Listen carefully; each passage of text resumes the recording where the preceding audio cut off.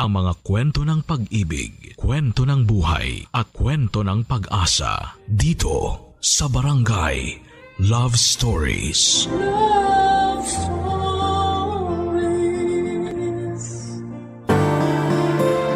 Ang kaakibat ng pagmamahal ng buo at totoo ay ang posibilidad ng sakit na hindi biro. Dahil ang pusong nagmamahal ng lubusan ay siya ring unang napupunit kapag dumating ang hindi inaasahang pamamaalam. Ikaw, kabarangay, sino ang greatest heartbreak mo? Dear Papa Dudut, ang katawan natin kapag nasugatan ay maaari itong malunasan agad sa pamamagitan lamang ng pag-inom ng gamot. Pero kapag ang puso na natin ang nasaktan, walang gamot ang makatutulong para malunasan ang sakit na nararamdaman mo. Magandang araw po sa inyo at sa lahat ng bumubuo ng inyong programa. Tawagin niyo na lamang po ako sa pangalang Sandra. 35 years old at isang accounting assistant. 14 anyos lamang ako nung una kong naranasan ang tinatawag nilang puppy love. Taong 2004, second year high school lamang ako noong nagkaroon ako ng atraksyon sa fourth year high school student na si Lance. Hindi naman talaga siya yung tipo ng pang-campus crush na level. Sa katunayan ay wala ngang masyadong nagkakagusto sa kanya noon dahil tipikal lang ang itsura nito. Pero naakit ako sa kanya dahil sa napaka-makulay nitong personalidad. Una ko siyang nakilala noong nagkaroon ng school congress sa paaralan namin kung saan ay ilang piling mag-aaral mula sa iba't ibang eskwelahan ang nagsama-sama para sa 3 araw na pagtitipon. Kaming dalawa ni Lance ang napiling kumatawan sa naganap na school pageant at doon mismo nabuo ang paghanga ko sa kanya. Simula noon tuwing nakikita ko siya sa eskwelahan ay nag-iiba ang kabog ng dibdib ko na para bang kinikilig ako o Papa Dudut.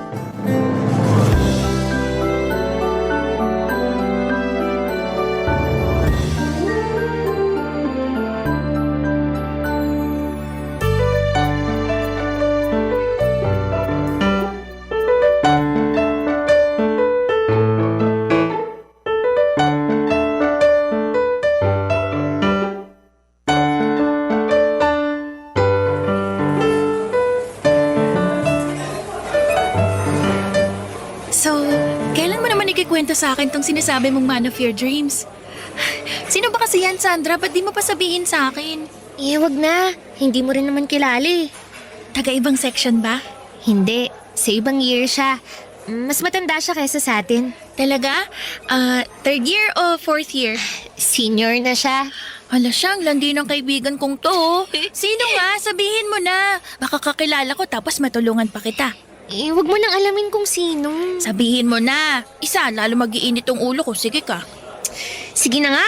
Basta, atin lang to ah. Huwag mong ipagsasabi kahit na kanino. Oo na. Sino ba kasi yung lalaking tinutukoy mo? Si Lance. Si Lance? Yung volleyball player na partner mo nun sa pageant? Oo, siya nga. Ano namang nagustuhan mo doon? Sobrang common naman ng itsura niya. Tsaka, hindi ba nasa lower section yun? Ibig sabihin, bopol siya. Grabe ka naman sa Bopols. Wala naman yun sa itsura eh, tsaka sa talino. Nasa pagkatao yan. O ano namang meron sa pagkatao niya na nagustuhan mo? Friendly siya. Tapos makulit, palatawa, tsaka sobrang caring. Basta, hindi mo pa kasi siya nakakasama eh, kaya hindi mo alam yung totoong ugali niya. Sa bagay, hindi rin naman talaga ganun kataas yung standards mo eh. Nung elementary nga tayo, nagka-crush ka rin dun sa uhugin nating kaklase, di ba? Hoy, cute din naman kasi yung kaklase natin yun noon. Ay nako, pero alam mo, tropa ni Lance yung kaklase natin, si Michael. Pareho silang naglalaro ng volleyball eh. Totoo ba? Oo, ang alam ko tambayan nila yung old grandstand sa likod ng school. Baka nandun sila ngayon. Gusto mo puntahan natin? Wag na. Ano namang gagawin natin dun? Siyempre, tutulungan kitang pormahan si Lance. Alam nga namang hanggang crush-crush ka na lang dyan. Sa susunod na lang. Ngayon na. Wala kang mapapala sa patwitams mo dyan. Hindi na uso yung ganyan, no? Sakto na kay Michael yung notebook ko sa Filipino. Kinopya niya yung buod ko sa ibong Adarna. Kunwari, kukunin natin yung notebook ko para may rason tayong lapitan sila. Pero hindi ko alam kung... Shh! Wala nang pero-pero. Halika na.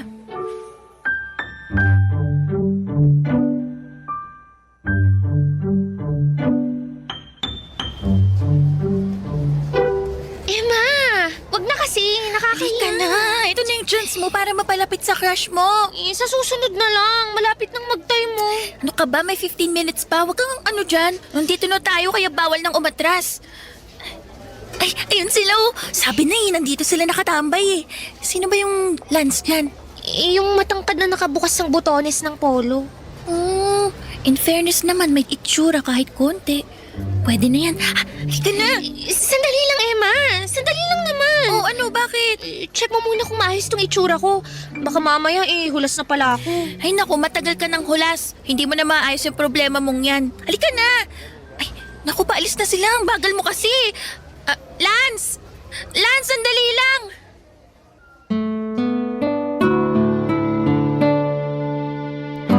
Papadudot, may hiyamang nararamdaman noon ay naglakas loob akong hingin ang cellphone number ni Lance.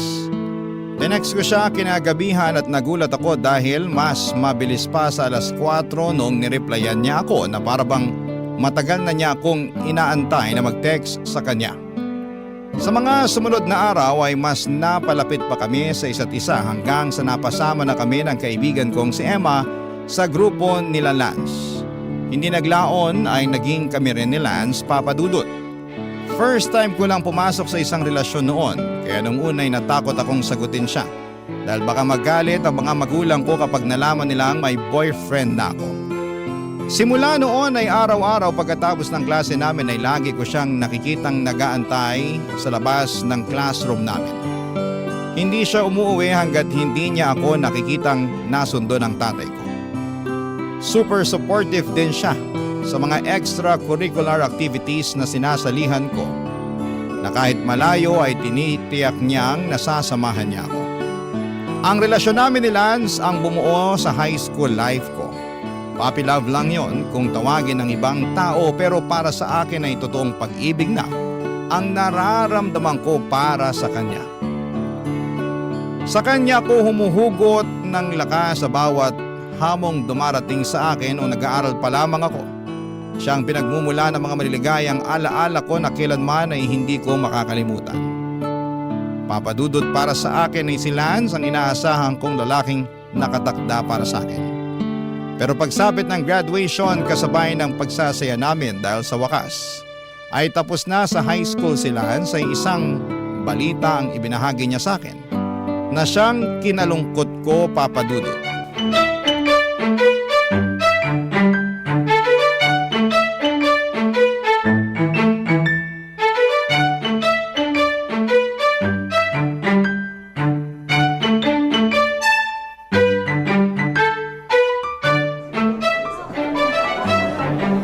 Sandra! Congratulations, Lance! Pasensya na kung wala akong dalang regalo para sa'yo, ha.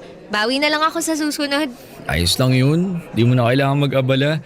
Yung presensya mo pa lang dito. Okay na sa akin yun. Masaya na ako. Nasaan na si Emma? Ay, nauna na siyang umuwi.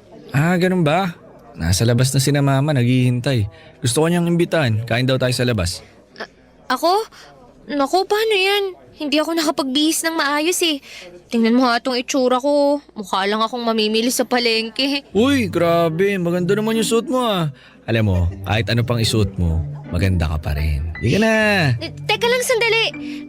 May nakakalimutan ka yata. Ano? Hindi ba may sasabihin ka dapat sa akin?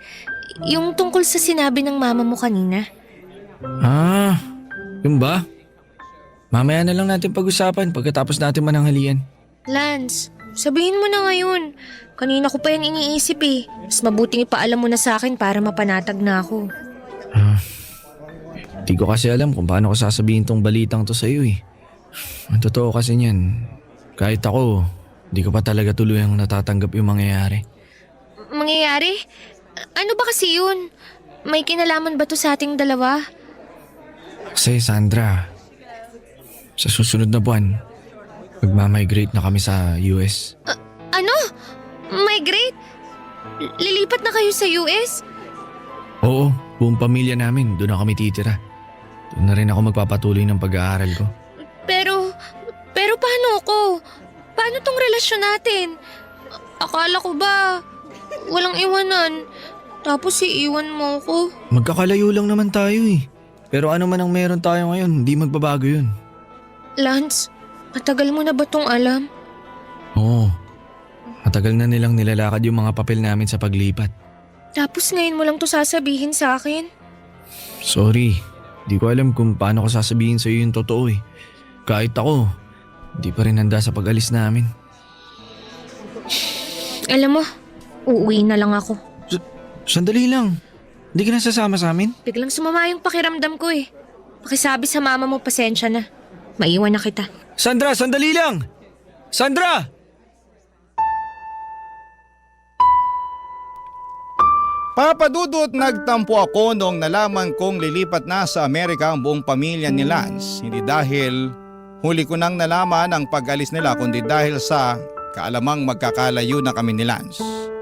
Masyado na ako nasanay sa presensya niya na kung ilalayo siya sa akin ay parabang hindi ko kakayanin na hindi ko siya makita, makausap at mahagka ng personal.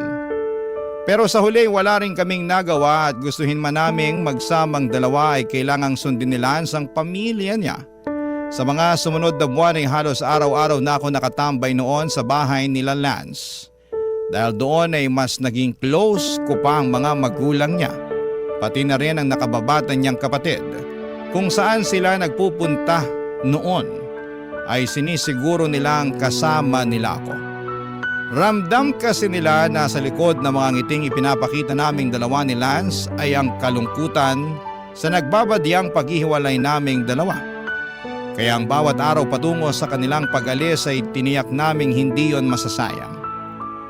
Akala ko noon ay tanggap ko na ang pagkakahiwalay ng landas namin ni Lance. Pero pagdating ng araw na yon ay daig ko pang namatayan sa sobrang pag-iyak. Halos agaw eksena nga kaming dalawa sa airport noon dahil hindi ko mapigilang gumawa ng pumasok na sila sa airport. Sa huli tanging litrato, sulat at pangakong babalikan niya ako ang tanging naiwan sa akin sa kanyang paglipad papunta sa ibang bansa.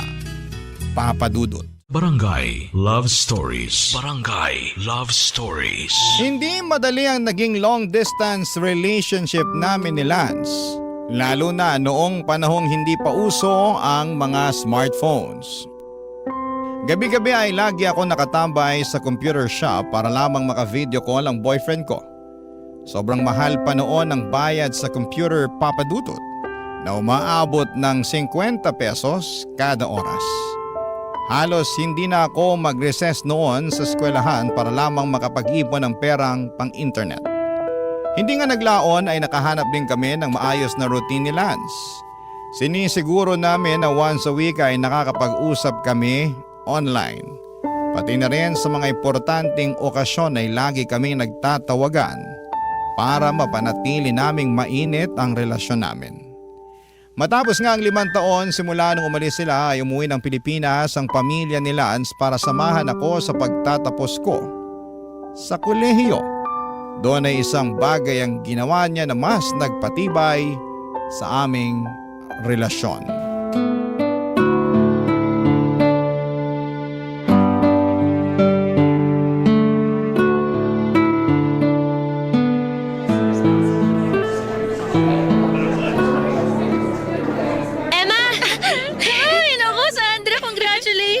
Congratulations din sa'yo, sis!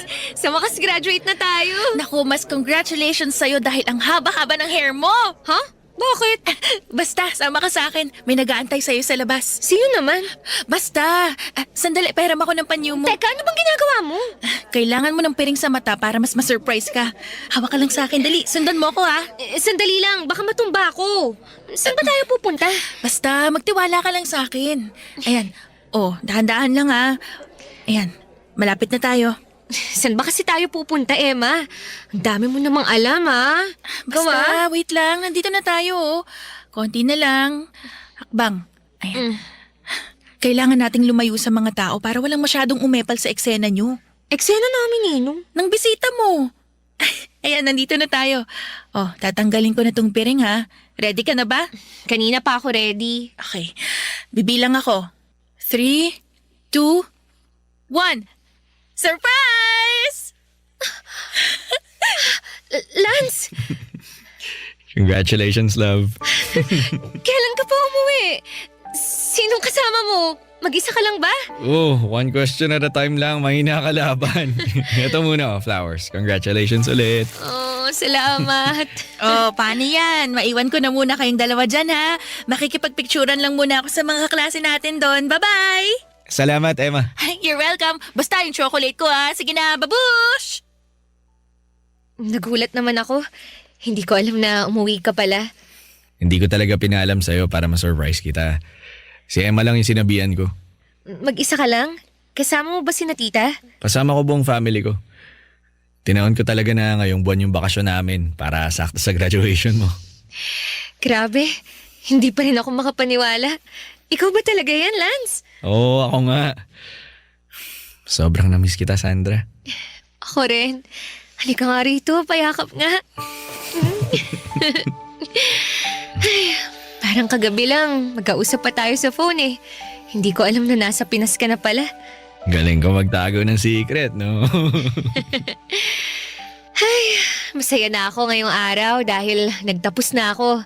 Pero hindi ko inakala na mas may isasaya pa pala tong araw na to. Ako na siguro yung pinakamasayang graduate ngayon.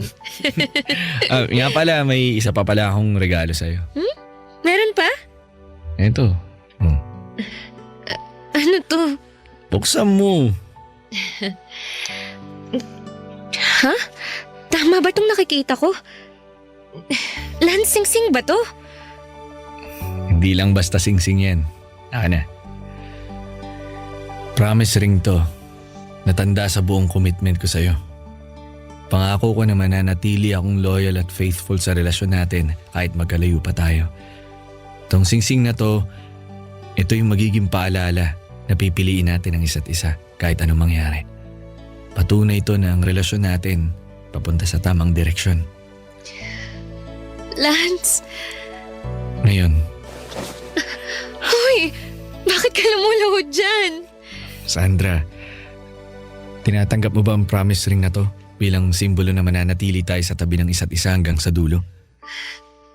Oo naman, Lance. Tinatanggap ko. Susuot ka na ha, wala nang bawian. Oo, wala nang bawian. Pangako ko sa'yo, tayo hanggang sa dulo.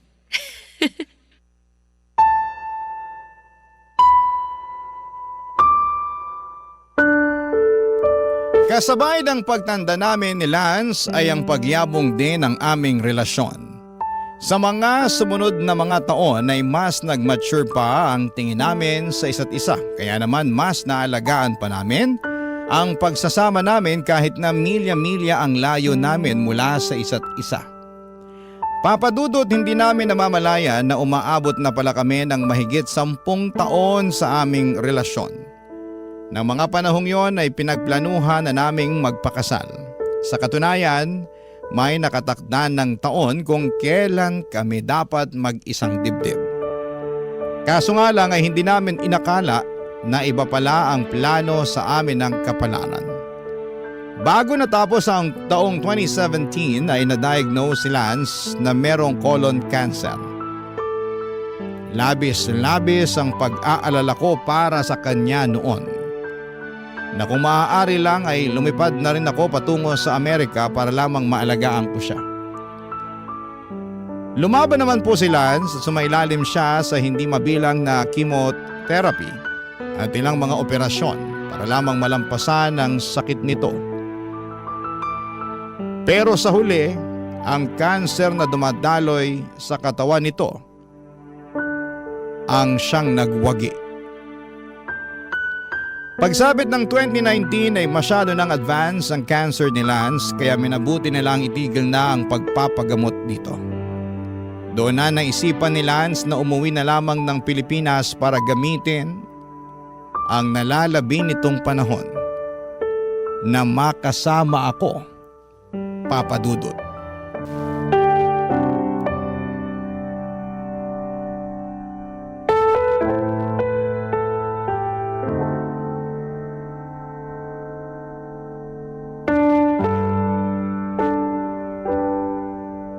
Naalala mo pa ba tong singsing na ibinigay mo sa akin? Oo naman, ito nga oh. Suot-suot ko pa rin yung sa akin kahit maluwag na. Sabi mo, di ba, sasamahan mo ko hanggang dulo? Nangako ka sa akin na magsasama tayo hanggang sa huli. Pasensya ka na, love. Gustuhin ko man pero parang hanggang dito na lang talaga yung buhay ko eh. Hindi ko naman inasahan na mas mauuna pala akong mawala kaysa sa'yo. Pero mas maganda na yun. Mas mapapanatag akong makita na ikaw ang may iwan. Ikaw ang magpapatuloy sa mga pangarap natin sa buhay. Hindi ko kaya, love. Kailangan kita. Kaya mo yan. Alam ko matatag ka. Nakaya mo nga na mag-isa kahit na magkalayo tayong dalawa eh. Iba naman kasi yun. Kahit nasa malayo ka, alam kong nandyan ka pa rin. Pero ibang usapan na kapag nawala ka na. Hindi pa ako handa para sa bagay na yun. Ganito na lang isipin mo ha. Hindi ako mawawala. Magpapahinga lang. Love naman eh.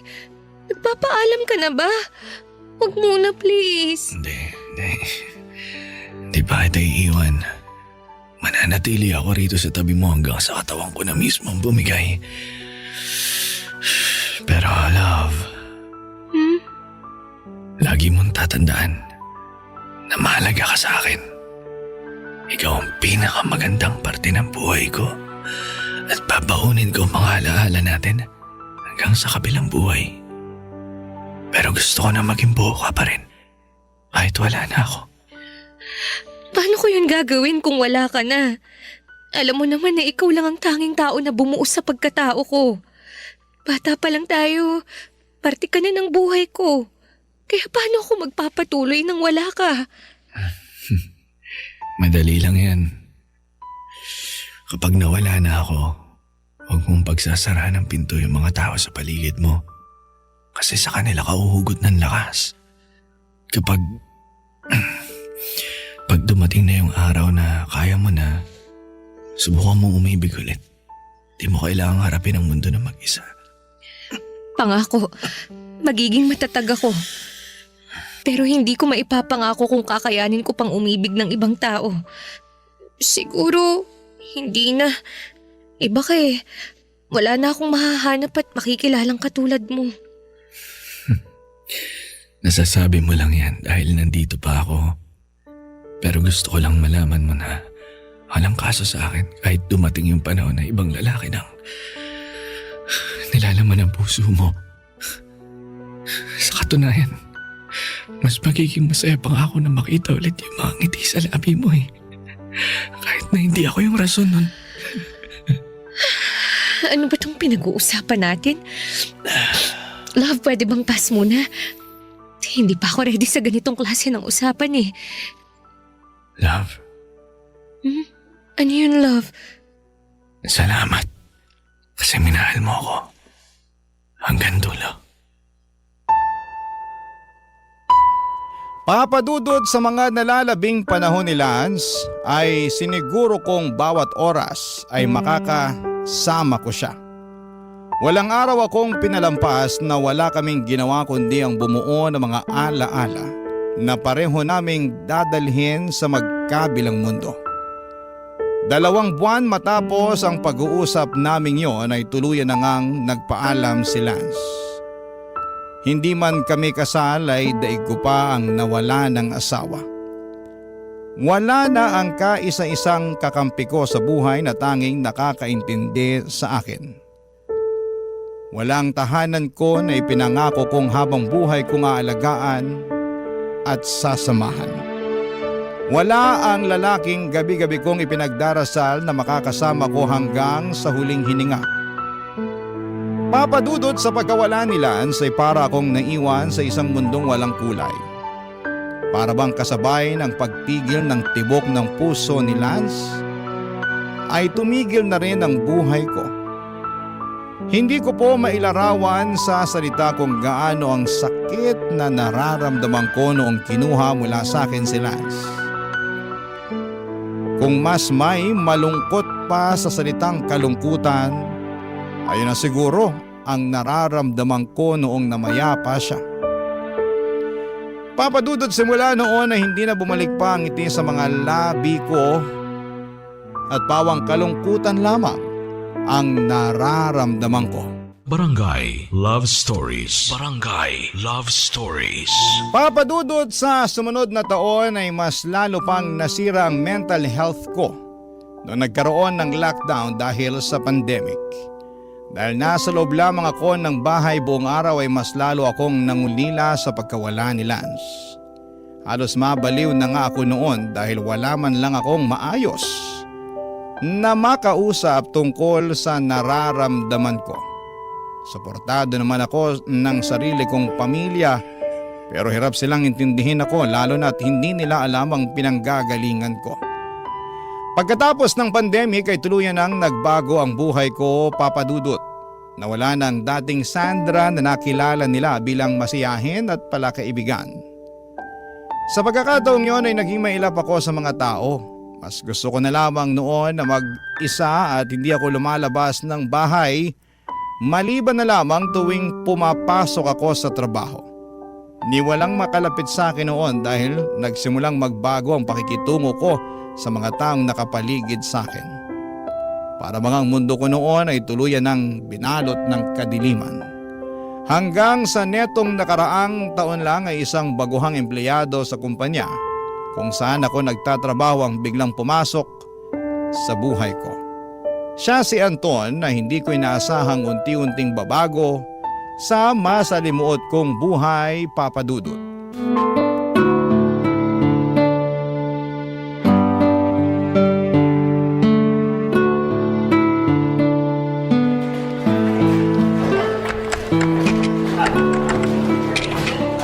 Totoo ba na mataas magbigay ng bonus tong company natin? Kaya kasi ako nag-apply dito kasi malaki daw sila magbigay ng bonus eh. Makakakuha na kaya ako agad nun kahit bago pa lang ako dito? Akala ko ba hindi mo ako aabalahin? Pasensya ka na. Kausap ko lang yung sarili ko. Huwag mo na akong pansinin dito. Totoo nga ang chismis na suplada ka. Anong sabi mo? Wala. Ang sabi ko, aantayin ko na lang yung tinatapos mo. Tapos na ako. Antayin mo na to, aayusin ko lang yung mga kailangan mo. Bilis naman. Kala ko makakatambay pa ako dito ng matagal eh. Sa tingin mo, pwede rin kaya mag-request ng bagong aircon sa office namin? Mas malamig pa kasi yung electric fan kaysa sa buga ng aircon namin eh. Okay, nice talking to me. Ito na yung mga kailangan mo. Oo. Okay ka lang? Oo, medyo nahilo lang ako nung bigla akong tumayo. Teka. Mainit ka. May sakit ka ba? Gusto mo dalang kita ng gamot? Hindi, wag na. Kunin mo na to para makaalis ka na. Pero sigurado ka bang... Uy! Miss! Miss, okay ka lang ba? Tulong! May tao ba dyan? May nahimatay dito! Tulong!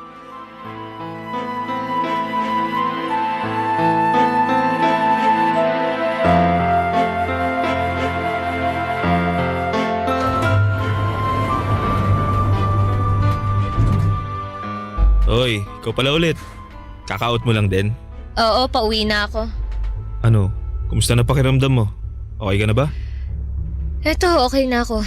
Salamat pala kanina. Ikaw daw nagdala sa akin sa klinik. Wala yun. Kahit sino naman gagawin yung ginawa ko eh. Natural instinct kumbaga. Ganyan ka ba talaga katahimik? O sadyang hindi ka talaga namamansin ng mga tao? Bakit mo naman natanong? Wala naman. Curious lang ako kung totoo ba yung mga sinasabi ng iba rito na mailap ka sa mga tao. Ano sa tingin mo? Mukha nga. Hindi ka mahilig sumagot sa mga taong kumakausap sa'yo eh. Kala ko nga introvert ka nung una. Minsan tuwing nagkakasabay tayo sa elevator, binabati kita pero di ka naman namamansin. Inisip ko na lang na baka mahiyain ka. Wala lang talaga akong ganang makipag-usap sa mga tao. Hindi naman sa nangihimasok ako pero ang kwento kasi sa akin, nagsimula ka raw magbago nung namatayan ka? Asawa o boyfriend? Di ko na maalala kung ano yung sinabi. Basta may nawala sa'yo na malapit sa puso mo kaya ka nagkaganyan. Alam mo, mauuna na ako sa'yo. Maiwan na kita. Sandali lang, marami pa akong itatanong sa'yo eh. Miss! Miss!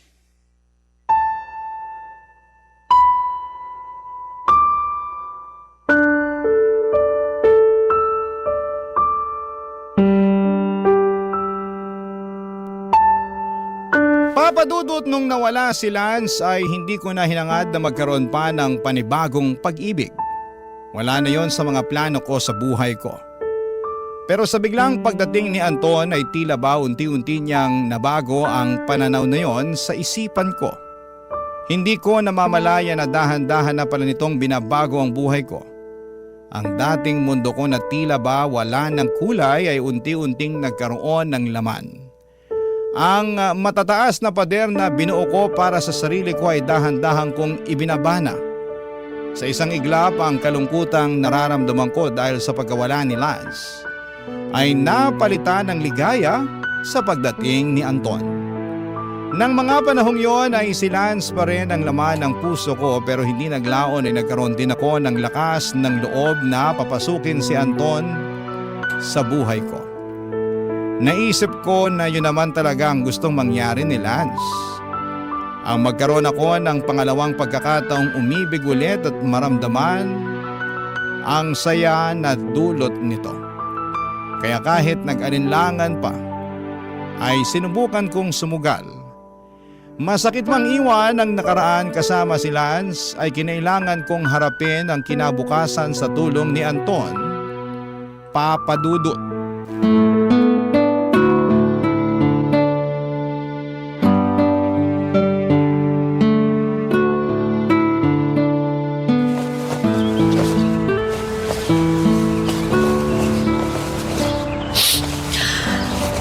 Ano ba to? Hindi na matigil yung luha ko. Sandra? Dito na ako. Sandali lang! Nandyan na. Halika, pumasok ka. Salamat. Oh, ano meron dito? Bakit nagkalat ang mga damit? Tsaka, umiiyak ka ba? Namumugto yung mga mata mo ah. Ano nangyari? Wala to. Wag mo na lang akong intindihin. Tulungan mo na lang ako sa pag-aayos ng mga damit na to. Kanino ba tong mga damit na to? Kay Lance. Lance? Yung ex-boyfriend mo? Oo, sa kanyang hatong mga to.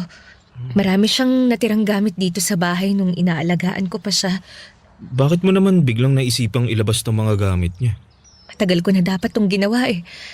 Kaya hirap akong mag-move on mula sa kanya kasi hanggang ngayon nakakapit pa rin ako sa mga alaala niya.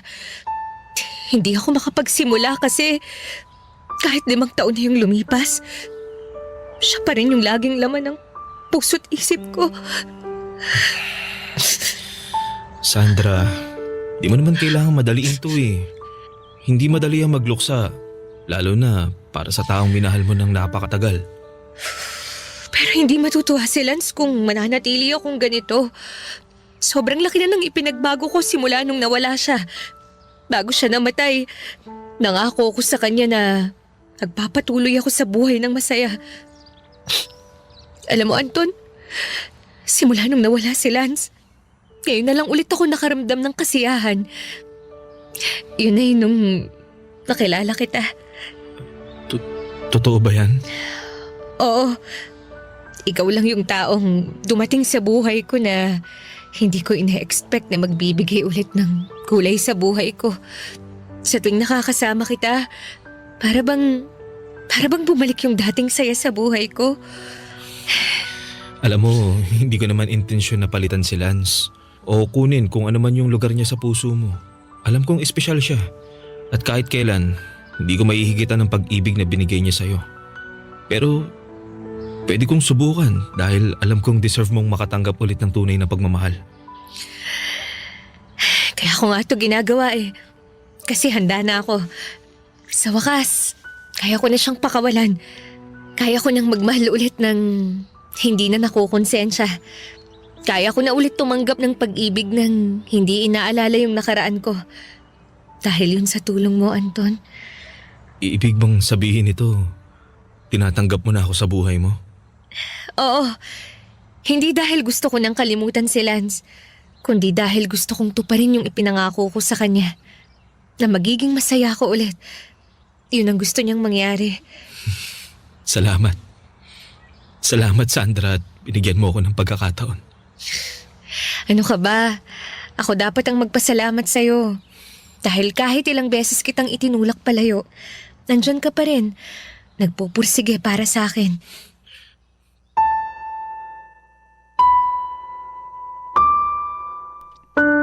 Papa Dudut, pinamigay ko na ang lahat ng damit ni Lance na nasa pangangalaga ko.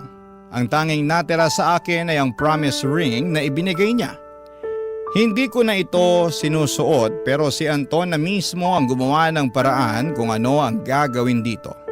Niregaluhan ako ni Anton ng kwintas at doon niya sinabit ang promise ring na bigay sa akin ni Lance. Sabi nila mahirap higitan ang first love, hindi lang dahil sa alaala at damdaming kaakibat nito, kundi dahil sa bawat ngiti, halakhak at yakap na unang naramdaman mo ay nag-iwan ng bakas sa puso mo. Pero hindi ibig sabihin nito na wala na tayong karapatang umibig ulit. Walang sino man ang makakapalit sa pwesto ni Lance sa puso ko. Pero handa akong magbigay ng espasyo para kay Anton. Hindi lang sa puso ko kundi pati na rin sa nalalabing buhay ko. Papadudot sa ngayon ay patuloy ang pagtibay ng relasyon namin ni Anton at umaasa ako na sa pagkakataong ito, siya na ang taong makakasama ko hanggang sa dulo. Dito na po nagtatapos ang kwento ko at sana po ay nagustuhan niyo po ito. Maraming salamat po and more power sa Barangay Love Stories. Ang inyong forever kapuso at kabarangay, Sandra. Ano ang masasabi mo sa ating Barangay Love Stories today? Aabangan namin yan sa aming comment section. Ang mga kwento ng pag-ibig, kwento ng buhay at kwento ng pag-asa dito sa Barangay Love Stories. Love Stories.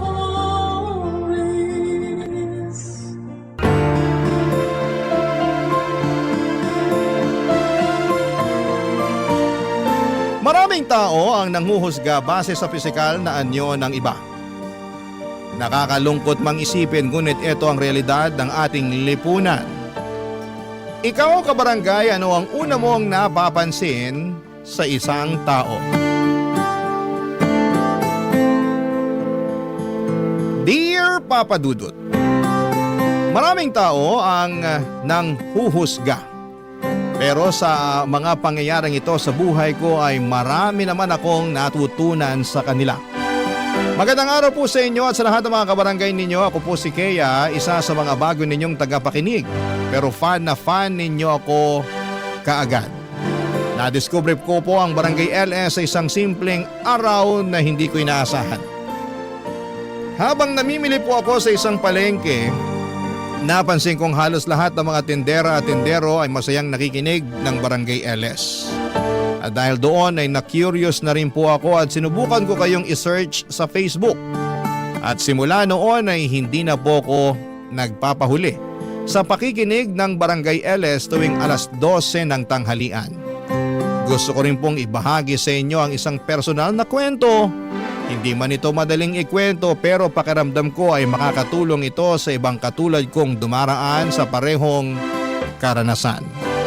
Simula bata pa lamang ako ay sobrang conscious na po talaga ako sa physical appearance ko. Sa totoo lang ay pakiramdam ko noon ay hindi ako maganda. Lagi kong naiisip na hindi ako katulad ng iba kong mga kaklase na mapuputi, matangkad, may matangos na ilong at may lahing mistisa o mistiso. Kasi ako naman ay simple lang, kulay kayumanggi, pandak at may ilong na pango. Palihim akong naiinggit sa kanila at minsan ay naiisip ko, bakit parang hindi ako pinagpala sa itsura. At dahil nga po sa mga insecurities na yon ay dumating ako sa punto na halos lahat ay sinubukan ko na. Whitening soaps, lotions, nose clips at kung ano-ano pa. Kapag may bagong produkto na sinasabing pampaganda ay sinusubukan ko kaagad. Umaasang baka ito na ang sagot sa kagustuhan ko na gumanda. At hindi ko maitatanggi dahil naging mas maputi naman ako sa pagdaan ng mga taon. Pero kahit papaano ay parang kulang pa rin. Ang ilong ko kahit na anong clip ang ilagay ko gabi-gabi ay hindi talaga tumataas. Kaya sabi ko sa sarili ko kapag nakaipon na ako ay magpapa-rhinoplasty talaga ako. Pero hanggat hindi pa kaya ng budget ay tiis-tiis muna sa mga over-the-counter na pampaganda. Pero kahit pa may mga pagbabago na sa physical kong anyo ay hindi pa rin ako ganong ka-confident. Sa tuwing tumitingin ako sa salamin, pakiramdam ko ay ang pangit-pangit ko pa rin. Hanggang sa dumating sa punto na naniwala na akong baka hindi na talaga ako magkakajowa, na baka hindi talaga ako karapat-dapat mahalin kasi hindi ako maganda. Pero nagkamali ako. Isang araw sa hindi ko inaasahang pagkakataon ay may nakilala akong lalaki sa isang dating site. Si Marco. Nagsimula po kami sa simpleng chat tapos ay palitan ng kwento hanggang sa unti-unti nang gumaan ang loob namin sa isa't isa. Hindi ko inakala na may taong magkakagusto sa akin. Hindi dahil sa itsura ko kundi dahil sa kung sino ako, Papa Dudut.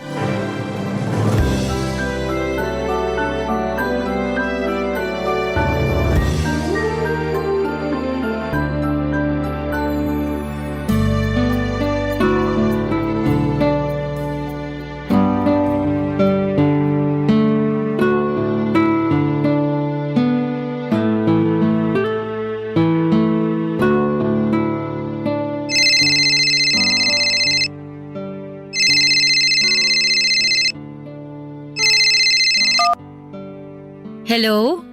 Kaya, Ako nga. Ba't mo ako kilala? Sino to? hulaan mo. Hay nako, maghanap ka ng ibang paglalaruan mo. Goodbye. Uy, teka lang. Huwag mo munang ibababa. Bakit? Sino ba to, ha? Si Marco to. Sinong Marco? Eto naman, yung kachat mo sa dating site. Marco? Oo, ako nga. Ba't gulat na gulat ka dyan? Paano mo naman nakuha yung number ko, ha? Eto talaga oh. Binigay mo kaya sa akin yung number mo nung isang araw. Pasensya ka na. Nakalimutan ko kasi. Alam mo ikaw, ang bata-bata mo pa. Pero makakalimutin ka na. Ay nako, ewan ko sa'yo. Siya nga pala, ba't ka naman napatawag? Wala lang. Gusto ko lang marinig yung boses mo. Nagsasawa na rin kasi ako sa chat eh. Kaya eto. Okay. O ngayon, narinig mo na yung boses ko. Ano masasabi mo? Maganda. Kasing ganda ng mga pictures mo. Nang aasar ka ba? Eto naman, maganda ka naman talaga. Ang cute-cute mo kaya sa mga pictures mo. Nang bola pa to. Konti na lang talaga maniniwala na ako sa'yo eh. Bakit? Hindi ka ba naniniwala na maganda ka? Yung totoo? Hindi. Ha? Bakit naman? Alam mo kasi, lumaki ako na punong-puno ng insecurities. Kasi yung mga kaklase at kaibigan ko, ang puputi, tapos ang tatangos pa ng ilong. Habang ako, eto, hindi man lang ako pinanganak na maputi. Huwag mo ngang pagsalitaan ng ganyan ng sarili mo. Hindi porket hindi maputi, pangit na kaagad. Hindi naman ata tama yan. Siguro nga, pero ewan ko ba? Tuwing humaharap ako sa salamin, pakiramdam ko palaging may kulang eh. Anong ibig mong sabihin? Yung tipong kahit anong gawin ko, pakiramdam ko parang hindi pa rin ako maganda. Feeling ko nga kung may limpak-limpak lang akong pera, siguro nagparitoke na ako ng mukha eh. Naku, yan na yan ang wag mong gagawin. Bakit? Sayang lang ang pera mo dyan. Ang mahal-mahal kaya magparitoke ng muka. Kung ako sa'yo, ibibili ko na lang ng house and lot yung pera. Huwag na nga nating pag-usapan to. Hindi naman kalakihan yung sinasahod ko sa trabaho ko ngayon, kaya malabo na magkaroon pa ako ng perang pamparitoke dito sa mukha ko. Basta, tigilan mo na muna yung kaka-overthink mo ha. Susubukan ko. Nga pala kaya, Ano yun? may gagawin ka ba ngayong Sabado? Wala naman, bakit? Gusto sana kitang iayain mag-date. Seryoso ka? Oo, ang tagal-tagal na kaya nating nagchat-chat. Sa tingin ko, panahon na rin para magkita tayo. Okay, sige. Pero sa isang kondisyon. Ano naman yun? Ikaw ang taya libre mo. Ay, wag na lang pala. Kuripot! Biro lang. Siyempre, sagot kita. Yan ang gusto ko sa'yo eh.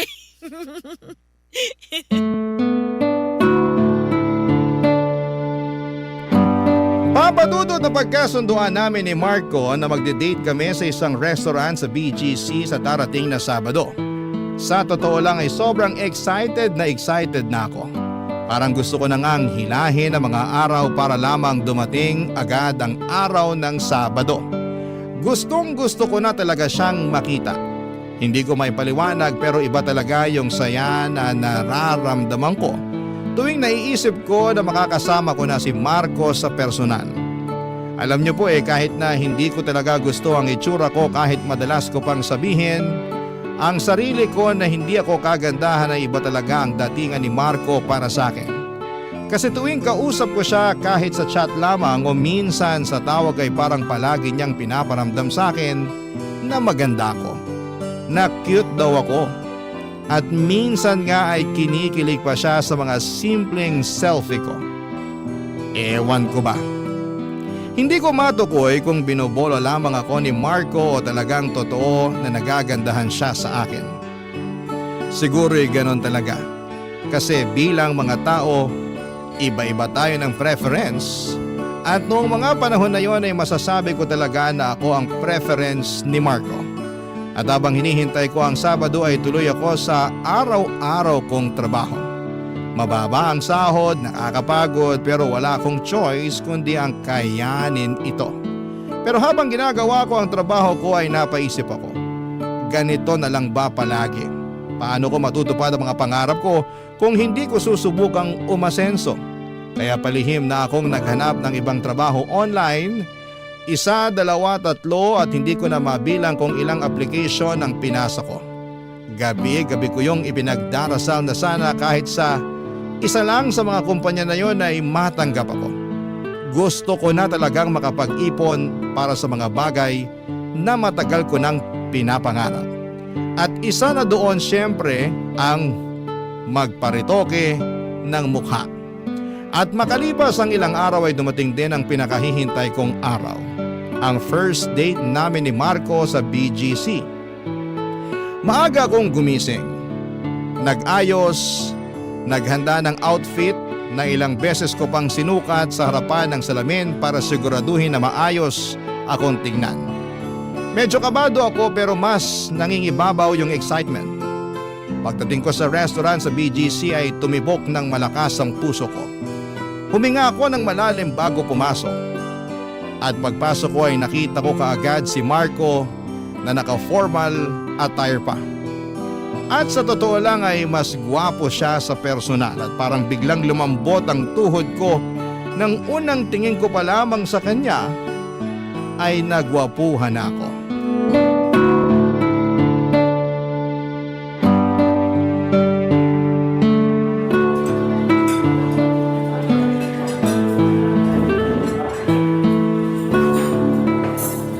Marco? Uy, Kea! Mabuti naman at nandito ka na. Halika, maupo ka. Thank you Wow, Oh, bakit tulala ka dyan? ang pogi mo pala sa personal. Ibig mo bang sabihin, pangit ako sa mga pictures ko? Hindi naman sa ganon. Pogi ka rin naman sa mga picture mo. Pero mas pogi ka sa personal. Siguro nasasabi mo lang yan kasi naka-formal attire ako ngayon. Pansin ko nga, pinaghandaan mo talaga ang araw na to ha? Aba, syempre naman. Tingnan mo tong sapatos ko. Bagong-bago pa yan. Kahapon ko lang binili yan para sa date natin. Nakakahiya naman sa'yo. Samantalang ako, binili ko lang sa ukay-ukay tong suot ko ngayon. Ano ka ba naman? Wala kang dapat ikahiya. Maganda ka pa rin naman kaya ayos lang yan. Paano ba naman kasi? Wala akong pambili ng bagong damit kasi hindi ko pa natatanggap yung kakarampot ko na sahod. Ay nako, sana lang talaga at matanggap na ako sa pinag-a-applyan ko online para makahanap na rin ako ng trabaho na malaki yung kita. Huwag kang mag-alala. Sagot naman kita ngayon eh. Kaya umorder ka lang ng umorder dyan. Akong bahala sa'yo. Uy, thank you talaga ha. Nakakahiya naman sa'yo. Pero nung huli tayong nagtawagan, mukhang hindi ka naman nahiya eh. Aray! talaga. Alam mo, ikaw ang sama mo sa akin. Biro lang. Uy, pero seryoso. Sana ipagdasal mo rin na makakuha na ako ng bagong trabaho. Ikaw pa ba? Matik yan. Malakas ka sa akin eh. Pero kung sakaling magkakaroon ka ng magandang trabaho at mataas na sahod, mukhang alam ko na yung susunod na mangyayari. Anong ibig mong sabihin? Diba, sinabi mo sa akin nun na matagal mo nang gustong magparetoke ng muka? Natatandaan mo pa pala yun? Aba, syempre naman. Alam mo kasi, kapag interesado ako sa isang babae, talagang inaaral at tinatandaan ko yung mga ayaw at gusto nila. Napakaswerte ko naman pala sa'yo. At maswerte rin naman ako sa'yo. Kasi nabigyan ako ng pagkakataon na makadate ang isang magandang binibini na katulad mo. Alam mo, tuwing sinasabihan mo ko ng maganda, feeling ko, nang aasar ka. Uy, hindi ah. Tiyusero ka ng taon ha? Pero seryoso, kung ako yung tatanungin mo, sa tingin ko hindi mo na kailangang magparetoke. Bola ka ng bola dyan. Nako, baka mamaya may iba ka na palang babae ha? Alam mo ikaw, napansin ko lang na panay ang pag-overthink mo.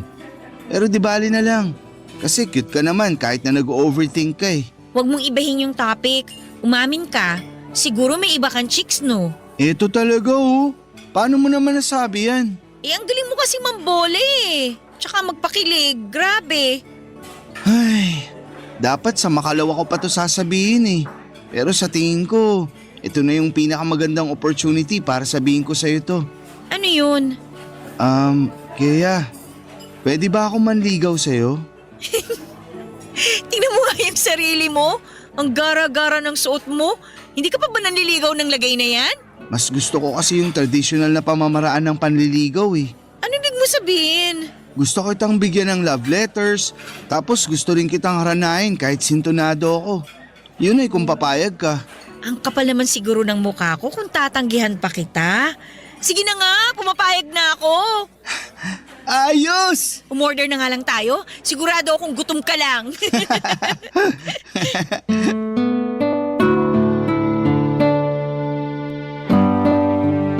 Tinotoo talaga ni Marco lahat ng mga pangako niya sa akin.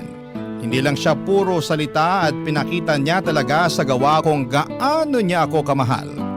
Araw-araw siyang nagpapadala ng love letter at halos gabi-gabi nasa labas siya ng apartment ko. Dala ang gitara at kinakantahan ako ng paborito kong awitin. Grabe. Hindi ko inakalang may lalaki palang katulad niya sa panahon ngayon. Yung marunong mag-effort, marunong manligaw at walang sawang pinaparamdam kung gaano kanya kamahal. Talagang naramdaman ko kung gaano ako kahalaga sa kanya at sa bawat sulat, sa bawat kanta, sa bawat simpleng gesture niya ay ramdam mo na totoo siya. At sino ba naman ang hindi mahuhulog sa ganon? Yung tipong kahit na hindi mo mahal ang sarili mo ay may isang taong paulit-ulit na pinapaalala sa iyo kung gaano ka kaganda, kabait at karapat dapat na mahalin.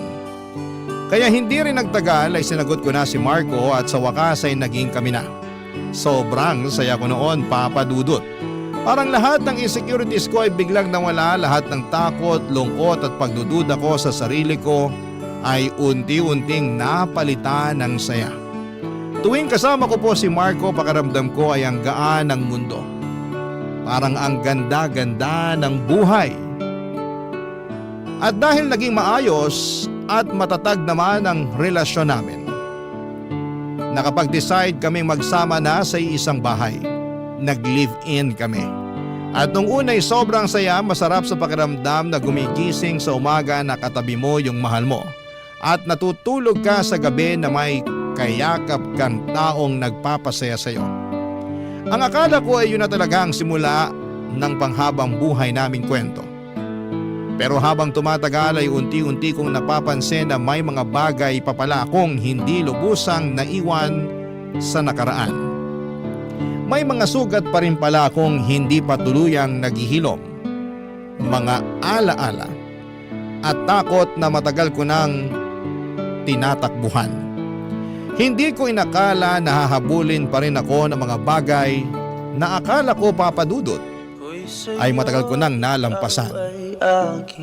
Barangay Love Stories. Barangay Love Stories. Natanggap ako sa isang trabaho na inaplayan ko online, Papa Dudut. Mas mataas ang sahod kumpara sa dati kong trabaho. Kaya naman sobrang laking blessing talaga at sa wakas ay makakapag-ipon na ako. Hindi na ako masyadong mag-aalala sa budget at unti-unti ko nang nararamdaman na gumaganda na ang takbo ng buhay ko. Pero habang tumatagal ako sa bago kong trabaho ay napapansin ko rin na bumabalik na naman ang mga insecurities ko. Ang gaganda kasi ng mga katrabaho ko, mapuputi, makikinis, matatangkad at para silang mga artista o beauty queen. At minsan ay hindi ko maiwasang ikumpara ang sarili ko sa kanila. Habang mangha na mangha ako sa mga katrabaho ko, ang feeling ko naman sa sarili ko ay para akong ugly duckling. Na para akong yung before sa mga before and after pictures. Pero kahit na nakakaramdam ako ng ganito, pilit ko po itong nilalabanan. Sinasabi ko sa sarili ko, at least mas okay na ang trabaho ko ngayon. And at least ay may Marco ako. Si Marco na palaging nandyan at laging nagpaparamdam na mahal niya ako. At laging sinasabi na maganda ako kahit pa ako mismo ay hindi naniniwala minsan sa sarili ko. Pero kahit na anong iwas ko ay paulit-ulit pa rin akong binabalikan ng insecurity. Hanggang sa umabot ako sa puntong hindi na lotion at sabon ang pinagkakaabalahan ko. Pati na glutathione injection ay pinatulang ko na rin. Dahil nga afford ko na, naging regular na ang pagpunta ko sa mga gluta sessions. Tuwing tinitingnan ko ang sarili ko sa salamin ay tuwang-tuwa ako. Pumuputi ako, kumikinis ako. At dumating pa ako sa puntong pakiramdam ko ay parang K-pop idol na ako. Mas naging confident ako sa panlabas, mas masaya ako sa mga litrato, mas ganado akong mag-ayos. Pero habang abala ko, sa pagpapaganda ay may isang tao na unti-unting nag-alala sa mga ginagawa ko. Walang iba kundi si Marco.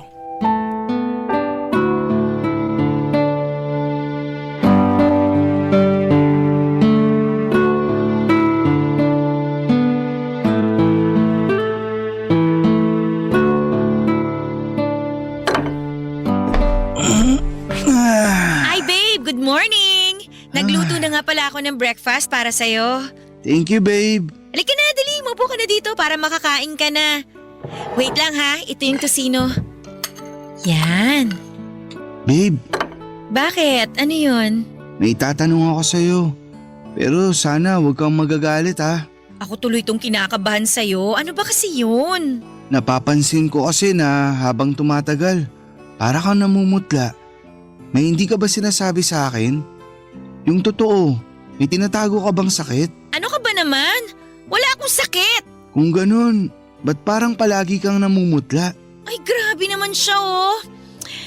Ay, sige na nga, sasabihin ko na sa'yo. Nagpapagluta drip ako at nakakailang session na ako. Babe, I'm sorry.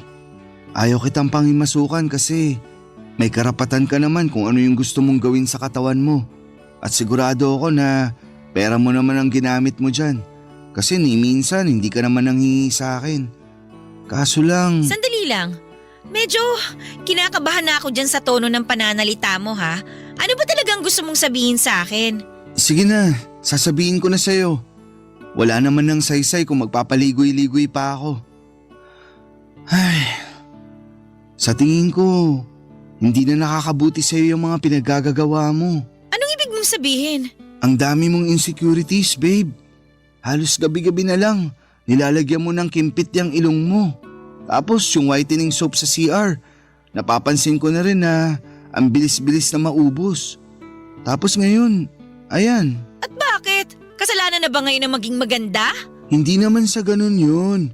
Yung sa akin lang naman, masyado ka nang nilalamon ng insecurities mo. Pasensya ka na ha. Kung ito lang naman yung paraang alam ko para maramdaman ko na maganda ako. Babe, concerned lang ako sa'yo. Yun lang yun. Pwes, kumain ka na lang dyan. Hindi ko kailangan ng concern mo. Eto naman. Babe, sorry na. Ewan ko sa'yo. Pangit mo. Huwag ka na magtampo sa akin. Alam mo namang hindi kita matitiis eh. Sana naisip mo yan bago mo ako pinakialaman at hinusgahan. Babe, hindi sa ganun yun.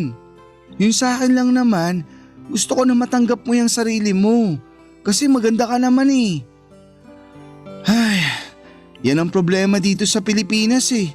Kung maputi ka, sasabihin maganda at artistahin ka. Pero kapag brown naman yung balat mo, sasabihin na pangit ka. Wag ka magpapadala sa colonial mentality ng bansa natin. Maniwala ka sa akin, babe. Maganda ka na. Siyempre sasabihin mo yan, boyfriend kita eh. Eto naman, wag mo ngang minamasama yung mga sinasabi ko sa'yo. Pero eto, babe ha, alam kong magagalit ka sa susunod kong sasabihin. Pero sa tingin ko, oras na rin para malaman mo to. Ano na naman yan? Alam mo ba yung tungkol sa body dysmorphia disorder? Hindi. Ano yan? Napag-aralan kasi namin yan nung nasa college pa ako. Ay, isa yung kondisyon kung saan nakakaramdam ka ng matinding pagkabahala o stress sa physical appearance mo. Ang OA naman yan? Babe, talaga nangyayari yan. At sa tingin ko, mas makakabuti kung magpapatingin tayo sa isang psychiatrist. Ano? Para makasiguro lang. Hoy, ikaw ha? Sa dinami-dami ng sinabi mo, iisa lang naman yung tinutumbok mo eh. Nabaliw ako at nasisiraan na ako ng bait. Bakit? Ako lang ba yung nag-iisang babae sa mundo na concern sa physical appearance niya? Kaya nga ang dami-daming gumagamit ng makeup dyan, di ba? Para kahit papano, mas gumanda sila. So bakit pinamumukha mo sa akin na baliw ako porkit nagpapaganda ako? Maniwala ka sa akin. Gusto lang kitang tulungan. Wala akong intensyon na pagmukain kang baliw. Pero yun kasi yung lumalabas eh. Sa susunod kung wala kang magandang sasabihin, manahimik ka na lang. Babe, I'm sorry kung na-pressure kita na magpatingin sa psychiatrist. Please, ayoko ng away. Alam mo naman na hindi kita matitiis eh. Pasensya na rin kung sinungitan kita. Promise, hindi na kita pipilitin. Pero eto lang ang pinapangako ko sa'yo. Gagawin ko ang lahat para iparamdam sa'yo na hindi ka nag-iisa. Kung may gusto kang i-share sa akin, wag kang magdadalawang isip na kausapin ako ha. Andito lang ako para sa'yo. I love you, babe. I love you too. Sige na, kumain ka na dyan. Sabayan mo na ako, babe. Sige na, mauna ka na. Babalik na lang muna ako sa kwarto. Sobrang nagtampo ako kay Marco noong araw na yon kasi pakiramdam ko ay pinagmumukha niya akong baliw. Para sa akin ay normal lang naman sa babae ang maging desperado sa kagustuhang gumanda. Hindi ba't likas sa aming mga babae ang pag-aayos ng sarili? Kaya hindi ko talaga maunawaan kung bakit siya biglang naging concerned at hindi ko maintindihan kung saan siya nanggagaling noon. Kung bakit siya natatakot o bakit siya nababahala. Kasi para sa akin normal at natural lang na gustuhin kong gumanda at maging mas presentable. Pero ang totoo niyan, Papa Dudut, habang tumatagal ay mas lalo lang lumalakas ang kagustuhan ko na magpa-rhinoplasty. Feeling ko talaga noon kapag tumaas na ang ilong ko, mag-iiba na ang hulma ng mukha ko. Baka sa wakas, darating na yung araw na makikita ko ang sarili ko sa salamin na hindi nandidiri. Na baka sa wakas, matutuldukan na ang lahat ng insecurities ko na dala-dala ko mula pagkabata. At yung mga taon na lagi akong kinukumpara sa iba. Pero habang hindi pa ako nakakapag-rhinoplasty ay napansin kong unti-unti kong na ilalabas ang lahat ng insecurities ko sa ibang tao. Para bang sa tuwing may nakikita akong taong kontento sa sarili nila, lalo akong naiirita. Parang may salamin sa harapan ko na paulit-ulit lang na ipinapakita kung ano ang kulang sa akin. Hindi ko man sinasadya pero ang paghusga sa ibang tao ay naging paraan ko para pansamantalang makalimot sa sarili kong mga pagkukulang at insecurities. At unti-unti ay napansin na rin ito ni Marco. Tahimik man siya sa simula, ramdam kong nakikita na niya ang unti-unting pagbabagong nangyayari sa akin. Nakikita niya kung paano unti-unting napapalitan ng galit at hinanakit ang dati kong saya. Papa Dudut.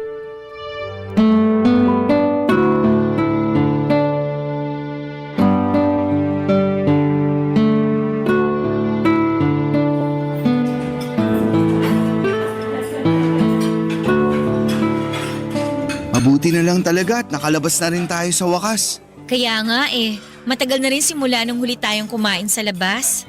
Ito ang menu. Mamili ka na ng gusto mong kainin. Uy, babe, nakikinig ka pa ba? Bakit ka tulala dyan? Tingnan mo yung customer sa kabilang table. Sobrang pandak, ang itim-itim. Tapos yung ilong mukhang… Uy, hinaan mo nga yung boses mo. Baka mamaya may makarinig pa sa'yo. Pasensya ka na ha. Talaga nanggigigil ako sa mukha niya Tsaka, tingnan mo nga siya Mukhang gandang-ganda sa sarili. Kala mo naman kung sinong kagandahan. Sarap sampalin Ba't ka ba nagkakaganyan? Wala namang ginagawang masama yung tao sa'yo ah. Alam mo kasi babe, para sa akin, yung confidence may binabagayan ng itsura niyan. Pero sa mukha ng babae na nasa kabilang table, sinasabi ko sa'yo ha, hindi bagay sa kanya ang maganda-gandahan. Ay, O bakit? hindi na ikaw yung babaeng kilala ko. Ano naman yan? Minahal kita noon kasi mabait at palabiro ka. Pero ngayon, mukhang binabalot ka na ng poot at galit. Ang drama mo naman. Totoo namang pangit yung babae na nasa kabilang table Masama na palang magsabi ng totoo ngayon? Kaya, sinasabi ko sa'yo, kailangan na nating magpatingin sa psychiatrist. Kasi kung hindi, maniwala ka sa akin. Mas lalala at lalala lang yung nararamdaman mo. Isipin mo nga ng mabuti. Nung una, yung sarili mo lang yung napupuna mo. Tas ngayon, ibang tao na. At ang mas malala pa dyan, wala namang ginagawang masama sa'yo yung mga taong iniinsulto mo. Hay nako, akin na nga yung menu. Kumain na lang tayo. Wag na, nawala na ako ng gana. Hoy, talaga bang palalakihin mo to, ha? Pasensya ka na pero di na kasi ako mapalagay sa sitwasyon natin Pakiramdam ko kasi, Pakiramdam mo ano? Magsalita ka! Ano? pakiramdam ko para akong walang kwentang boyfriend. Kasi wala man lang akong magawa para pagaanin yung nararamdaman at pinagdadaanan mo. Alam mo, lagi mo sinasabi sa akin na lagi ako nag-overthink. Pero sa ating dalawa, mukhang ikaw tong nag-overthink Babe, pumahig ka na please. Magpatingin na lang tayo sa psychiatrist. Ayaw na sana kitang pilitin pero para naman sa ikabubuti mo to. Tigil-tigilan mo nga ako. Wala akong sakit at mas lalong hindi ako baliw. Porket magpapakonsulta sa psychiatrist, baliw at may sakit na kaagad. Alam mo, pupunta lang naman tayo ng psychiatrist para mas lalo mong maintindihan kung saan ang gagaling yung nararamdaman mo. Yun lang yun. Kaya wag mo naman sanang masamain. Pag ikaw hindi ka pa tumigil, ikaw ang sasamain sa akin. Ay, sorry na. Sige na, kumain na lang tayo. Mabuti naman kung ganon. Matingnan na nga tong menu. Shrimps, buttered chicken, iced tea. Okay na, nakapili na ako. Hoy, ang tagal mo namang mamili. Bilisan mo na dyan para matawag na natin yung waiter. Saglit na lang to. Bilisan mo na kasi. Uy, ginulat mo naman ako Ay, sorry. Ba't ka ba kasi tumatawa ha? Babe naman kasi. Tingnan mo yung mag-asawa na yun, oh. Oh, bakit? Mukha sila mag-asawang bulldog. At yung babae, tingnan mo, mukhang pilay. Kapag binamaras ka nga naman talaga, oo. Ang pangit na nga, baldado pa. Ay, Uy, teka. Uy, saan ka pupunta? gaano ka ba kamiserable para pagpiestahan mo yung misfortunes ng ibang tao ha? Kumalma ka nga, ano ka ba? Ayoko na kaya. Ha? Aalis na ako. At sa tingin ko, mas makakabuti kung… Sandali lang. Nakikipaghiwalay ka ba sa akin? Parang gano'n na nga. Ang babaw mo naman. Ang babaw mo. Sabihin mo na kung anong gusto mong sabihin. Pero makikipagbalikan lang ako sa'yo kung papayag ka na magpakonsulta tayo sa psychiatrist. Alam mo, rinding-rindi na ako sa psychiatrist na yan, ha? Palagi mo nalang pinapaalala sa akin na kailangan kong magpatingin sa psychiatrist. Kung gusto mo pumunta sa psychiatrist, huwag mo ko idadamay. Pumunta ka mag-isa mo. Uuwi na ako. Kukunin ko na yung mga gamit ko mamaya. Doon na muna ako sa apartment ng kaibigan kong matutulog pansamantala. Eh di umalis ka! Huwag ka na magpapakita sa akin kahit kailan! Tuluyan nang umalis si Marco ng gabing yon at nag-impake siya ng mga gamit niya at lumipat muna sa apartment ng kaibigan niya. Ako naman ay naiwang mag-isa sa dati naming tinitirhan. Yung kwartong dati puno ng tawa, kwentuhan at pagmamahalan ngayon ay tahimik at malamig na. Aminin ko po na sobrang sakit ng ginawa niyang paglayo, Papa Dudut. Parang bigla niya na lamang akong iniwan sa gitna ng bagyo. Hindi ko maintindihan kung bakit parang ang dali-dali lang para sa kanya na talikuran ako.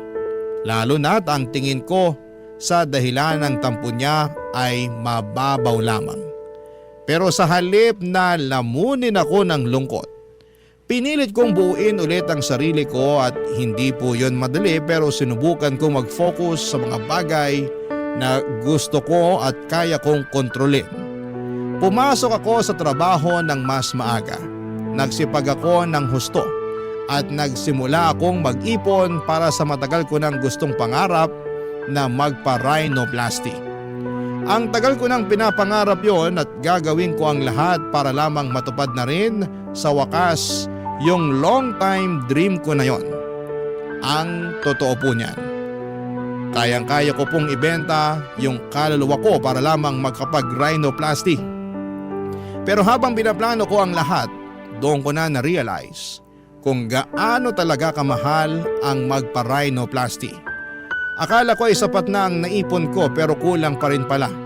Malayo pa ako sa kabuang halaga na kailangan ko. At doon ko naramdaman na kahit na anong sipag ko ay parang hindi pa rin sapat. Paulit-ulit kong tinatanong ang sarili ko na gaano ba karaming sakripisyo ang kailangan kong pagdaanan at pagdadaanan para lamang maabot yung pangarap kong maging maganda. At sa sobrang kagustuhan kong matupad ang matagal ko ng pangarap, dumating ako sa puntong napagdesisyonan ko ang isang bagay na ni minsan ay hindi ko inakala na magagawa ko. Isang desisyon na alam kong babago sa takbo ng buhay ko, Papa Dudut. Barangay Love Stories. Barangay Love Stories. Binuksan ko ang laptop ko isang gabi habang nakaupo ako sa gilid ng kama at nagsimula akong manood ng mga rhinoplasty videos sa YouTube. Pero habang nagbabrowse ako ay napansin kong nakasave pa rin pala sa browser yung login credentials ni Marco sa online banking niya. At doon ko naalala na minsan niyang ginamit ang laptop ko para i-check yung savings account niya. At siguro'y hindi niya napansin na nakasave pala yung info niya. Kaya out of curiosity ay aaminin ko na naisipan kong i-check kung magkano na ang laman ng account niya. Pagkabukas ko ng account niya ay parang napako ako sa kinakabuang ko. Ang laki ng ipon ni Marco, mas malaki pa sa inaasahan ko. At doon pumasok sa isipan ko kung paano kung pagsamahin ko yung pera niya at yung naipon ko. Baka sapat na yon para sa matagal ko nang gustong rhinoplasty. Nag-aalinlangan ako ng matindi. Alam kong mali, hindi ko pera yon pero sa kabila ng lahat ng ito ay sinabi ko sa sarili ko na kung talagang mahal pa rin ako ni Marco ay maiintindihan niya ako. At saka hindi ko naman ito gagamitin sa kalokohan. Para naman ito sa ikakabuti ko. Sa ikagaganda ko at sa matagal ko ng pangarap. At sa bandang huli ay ginawa ko na ang bagay na buong buhay ko ay hindi ko inaakalang magagawa ko. Transfer ko ang malaking halaga ng pera mula sa account ni Marco papunta sa sarili kong bank account, Papa Dudut.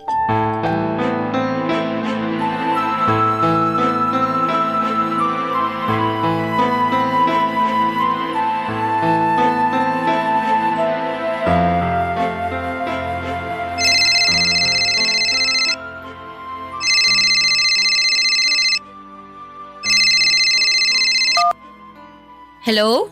Kaya, talaga bang nasisiraan ka na ng bait ha? Ano ba pinagsasasabi mo dyan? Huwag ka nga magmaang-maangan. Alam ko na ikaw yung dahilan kung bakit ang laki ng pera na nawala sa savings ko. Ha? Oo na, inaamin ko na. Ako yung kumuha ng pera mo. Pero teka lang, paano mo naman nalaman? Nakikita ko sa cellphone ko kung saan nakalagin yung account ko. Kaya, ibalik mo sa akin yung pera ko ngayon din. Pero kasi, kailangan ko yung pera eh. Pero promise, ibabalik ko rin naman sa'yo yun. Ano ba kasi ang pagkagamitan mo ng pera ha? Basta, labas ka na doon. Pahiramin mo na lang kasi ako, hindi naman kita tatakbuhan eh. Hindi, tumigil ka. Ibalik mo sa bank account ko yung perang kinuha mo ngayon din.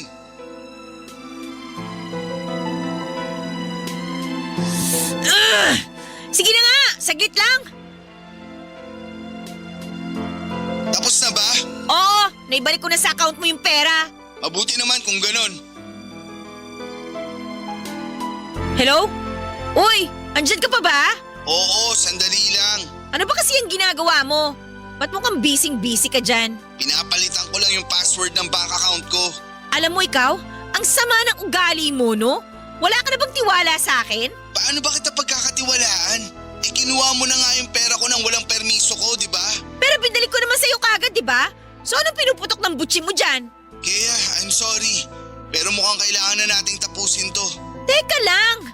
Talaga bang nakikipaghiwalay ka na sa akin? Oo, kasi pagkatapos ng ginawa mo, mukhang hindi na kita kayang pagkatiwalaan. At hindi ko na rin alam kung ano pa ang pwede kong gawin para lang matulungan ka. Sobrang unfair mo naman sa akin. Bukod dun sa perang kinuha ko sa bank account mo, ano ba talaga naging kasalanan ko sa'yo? Wala kang naging kasalanan sa akin.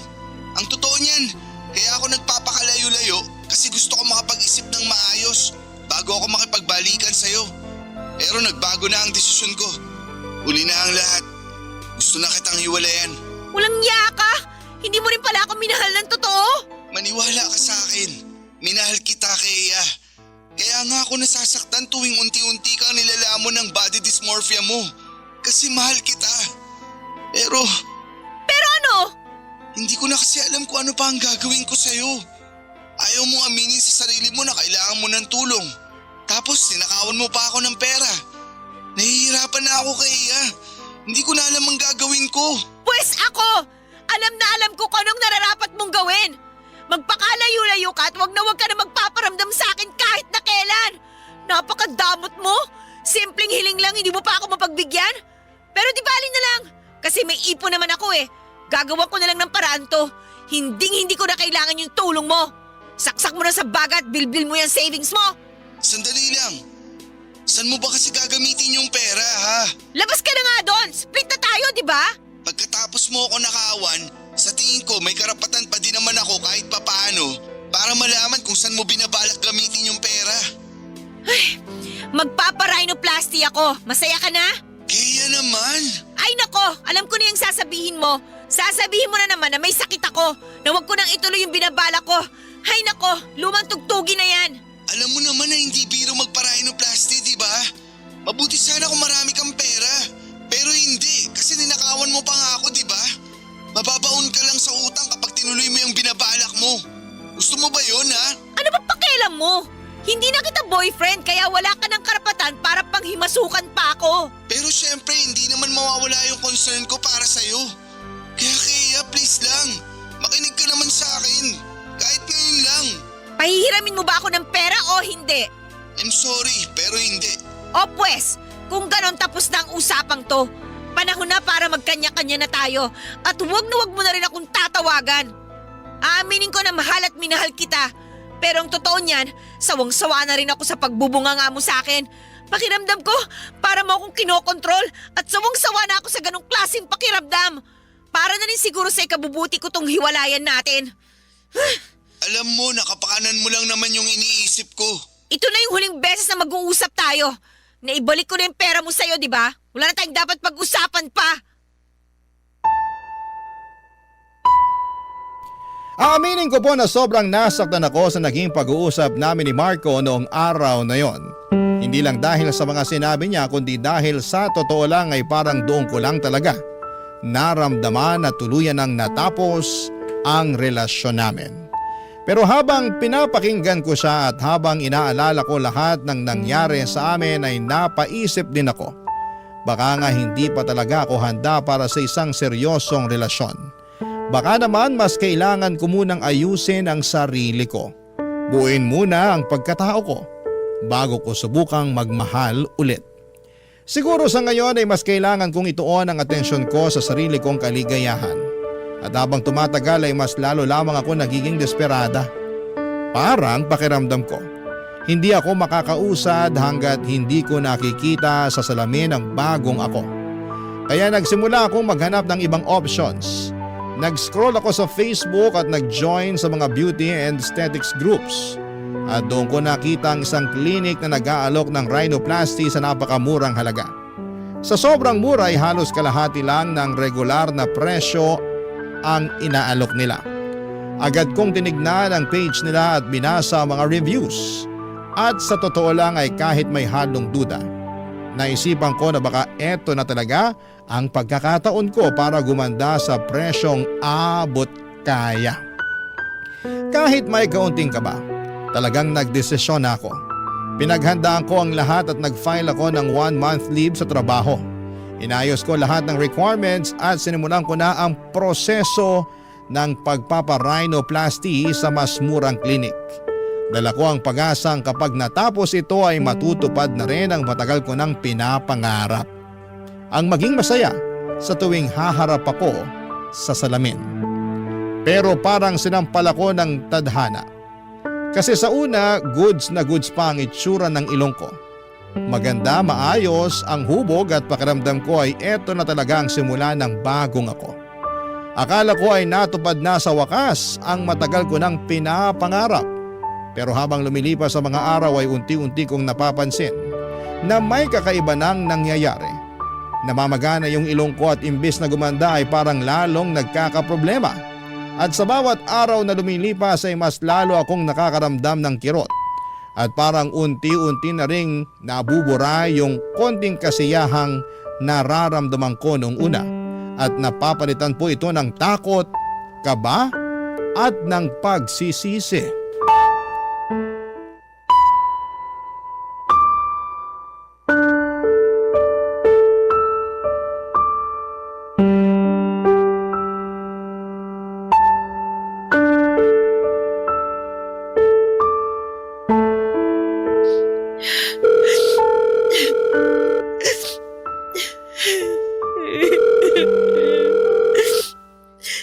Hello?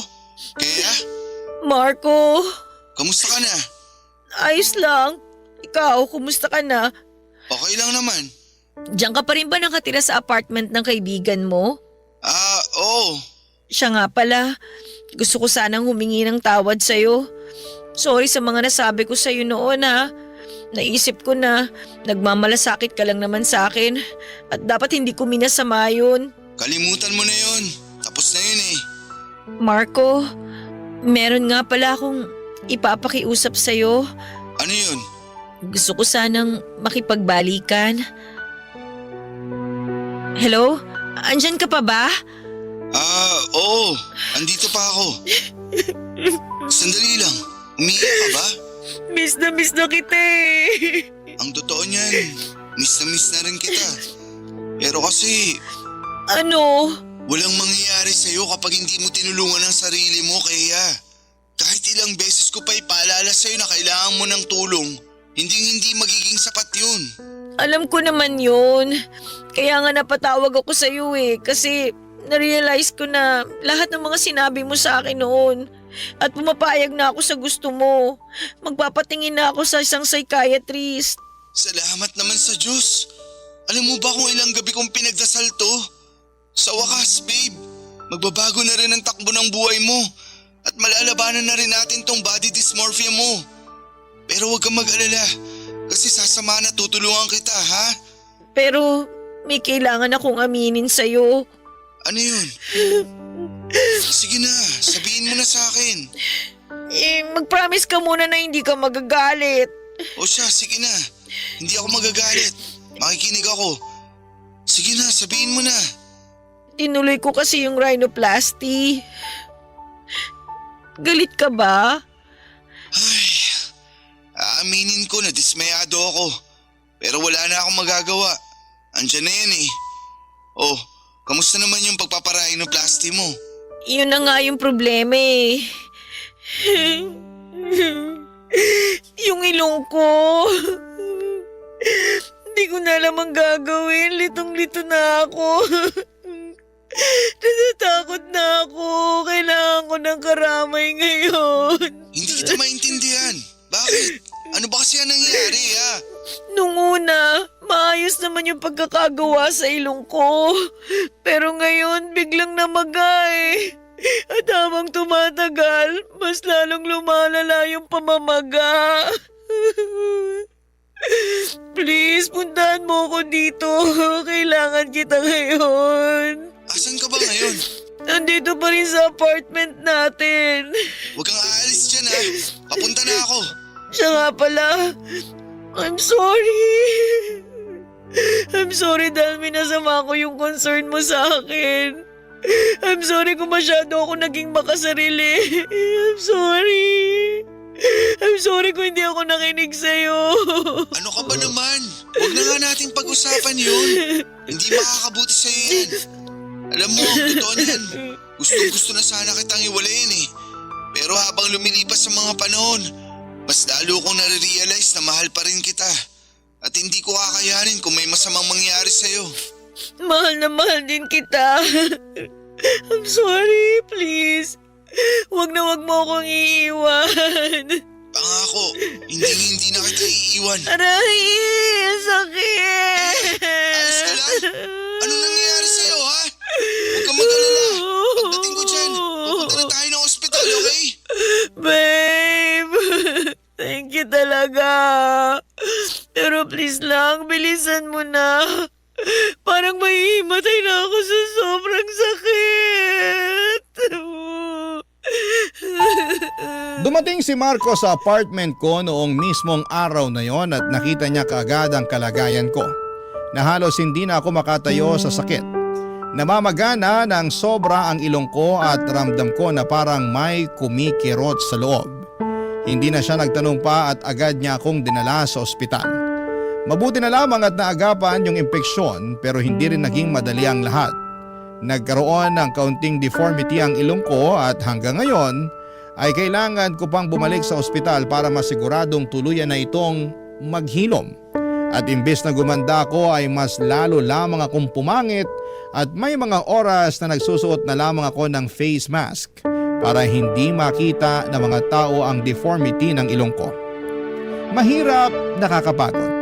At minsan ay naiiyak na lamang ako kapag naaalala ko ang lahat ng pinagdaanan ko. Lahat ng tiniis ko para lamang sa kagustuhan kong gumanda pero wala na akong magagawa kasi nangyari na. At makalipas nga ang ilang buwan ay nagsimula na akong magpatingin sa isang psychiatrist. Doon ay nakumpirma na may pinagdadaanan ako. At hanggang ngayon ay patuloy pa rin ako sa therapy at dahan-dahan ko na rin natutunan kung paano tanggapin ang sarili ko. Papadudot, yung klinik kung saan ako nagpagawa ng ilong ay bigla na lamang nagsarado. Wala na akong makontak at nung pinuntahan ko ito ay naglaho na lamang sila na parang bula. At wala na ring mga gamit o tao sa dating pwesto na yon. Papadudot, sa kabila ng lahat ay nagpapasalamat ako kasi hindi ako iniwan ni Marco. Kahit ang dami kong pinagdaanan, kahit siya mismo ay nasaktan at napagod, ay bumalik pa rin siya. Nagkausap kami ng maayos, nagkapatawaran at kami pa rin hanggang ngayon. Ang dami kong napagtanto sa lahat ng mga nangyari. Unang-una ay wala naman talagang masama sa kagustuhang gumanda, normal lamang yan. Lalo na sa ating mga babae.